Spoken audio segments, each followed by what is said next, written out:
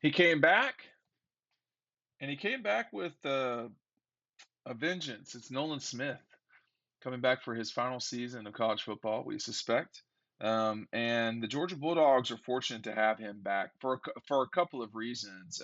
It's pretty evident that Nolan has become the heart and soul of the program as it stands right now. You know, you've had guys over time that have been important leaders for Georgia.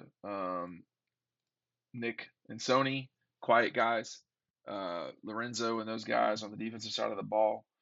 Richard LeCount was a guy like that. Jake Fromm, I guess, on the offensive side of the ball.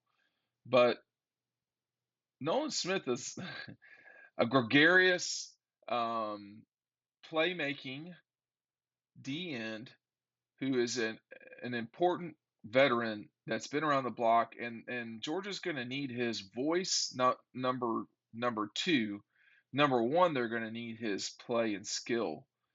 He literally changed the game against the Gators, um, and that was a noticeable moment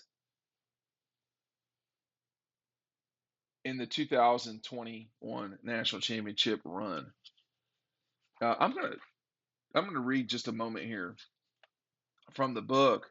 The biggest way you can help us at Dog Post and support us is by getting this book. Get it for yourself, get it for your dad, get it as a graduation gift. Honestly, it's awesome. 80 pages, hardcover. That's when Georgia's defense took over. Nolan Smith, to be precise, Gator quarterback Anthony Richardson pushed forward in the big pile as the Gators seemed close to getting a much needed first down at their own 10-yard line. But Smith ripped the ball from Richardson's hands, and after falling down, ran towards the end zone. Georgia's sideline erupted. On one play later, Miami native James Cook scored an 11-play touchdown run. Down 10-0, the Gators were facing a second and long when Richardson dropped back to pass, but was rushed by Nakobe Dean. Who else?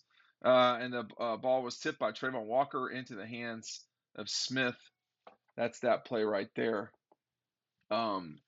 When when Nolan fell down, I did not see him fall down. I thought he did, but the entire sideline reacted because they thought he was going to rip the ball out of Richardson's hands and score. Uh, I through the lens, I have a excuse me, 500 millimeter or 600 millimeter lens that I use on the field when I'm at the games. I could tell that Kirby wasn't going nuts, so it meant to me either that there was a penalty or that Nolan had hit the ground like I suspected he did. I wasn't totally sure because he was in a bit of a pile, and we can't see three people. Of course, those lenses are expensive. They're not that good though. You can't literally have X-ray vision. Um, but it was I mean, Florida was going to lose that game probably no matter what. But that game turned in the matter of 4 minutes because of what Nolan did. It was that play, which shows he's intelligent. It was the play after that on the defensive side of the ball when he got the ball that Trayvon tipped after Nakobe rushed. Um, that showed his athleticism.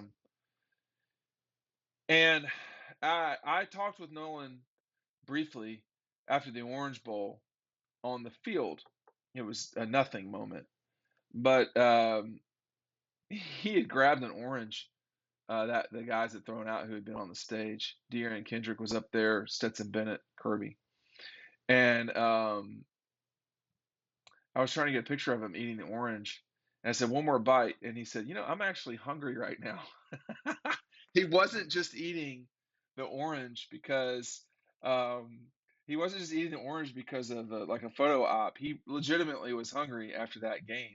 Was he hungry because um, of what was going on the field and him being exhausted, or was he hungry because he wanted to win a national championship and they had been denied?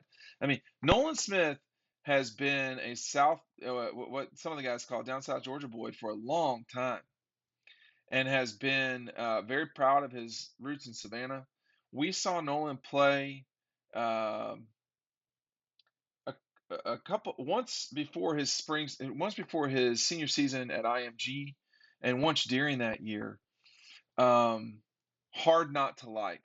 Very energetic, gregarious, um, smart, um, very cagey player.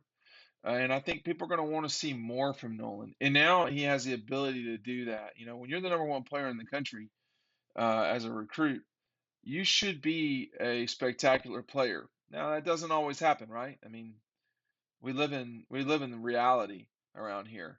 But Nolan's still going to play in the NFL, and he's still got a legacy to build this final season. The most important thing to me about Nolan coming into this thing is like kind of right now when there's not a lot of coaches around, when they're out recruiting. Right now, when Stetson's not a loud person necessarily. Nolan is loud. Nolan's got something to say. And when someone has something to say and it matters, that's good. When you're just talking to talk, which I'm not suggesting Nolan is that way, well, I've known a few people that way. Um, that's not the same. In fact, that's annoying. So I think his, I don't like saying leadership a lot because that term is so overused, but his showing the path forward is really important for this program because there are some missing parts from the last season, and there are some parts that are better than last year. The offense should be better, but you always need someone to be willing to stand on the table. You always need someone to be willing to passionately defend what they put in a lot of work for, and Nolan is that guy for this team.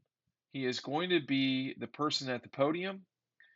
He is an important figure in this Georgia team moving forward. I want to see him do well, and he's going to have an opportunity to really. His challenge will be different than last year's group of leaders. Last year's group was a group. This year, Nolan is going to be the guy, and probably Stetson and Kieris on the other side of the ball. Guys can correct me. You know, I mean, I certainly could see Kendall Milton being a guy like that too. But Kieris has been through the fire himself a few times and is sort of a natural leader.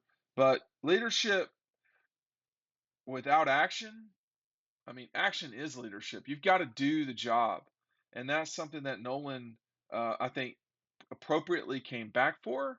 And we're going to see how that turns out for Nolan Smith coming into the 2022 season.